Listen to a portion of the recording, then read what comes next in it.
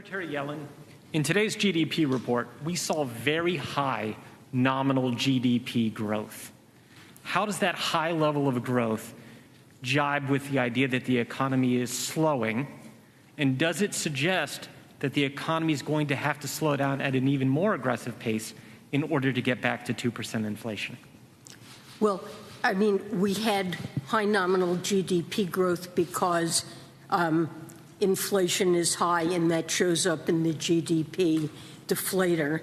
Real growth was reported in this advance report as a negative number, and that's a better metric to look at in assessing the overall performance of the economy. So I see the last several quarters as exhibiting a significant slowdown in the pace of spending in the economy.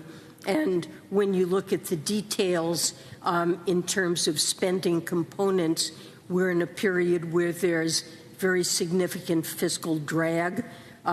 Government spending made a negative contribution to GDP.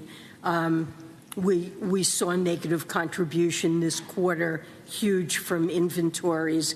But importantly, consumer spending remains positive. But definitely the real data, to my mind, show that there is a slowdown in progress. And you know, the labor market right now is extremely tight, and maybe the source of some of the inflationary pressure, certainly not all of it by any means. Food and energy are a very important contributor. Supply chain problems relating to the pandemic and what's happening in China, those are important.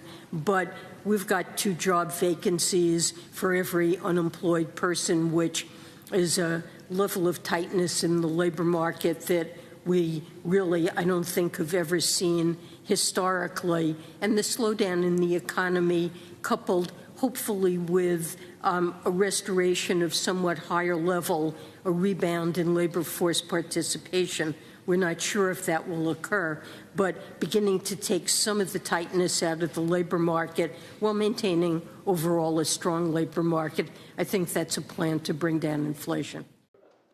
Shepard Smith here. Thanks for watching CNBC on YouTube.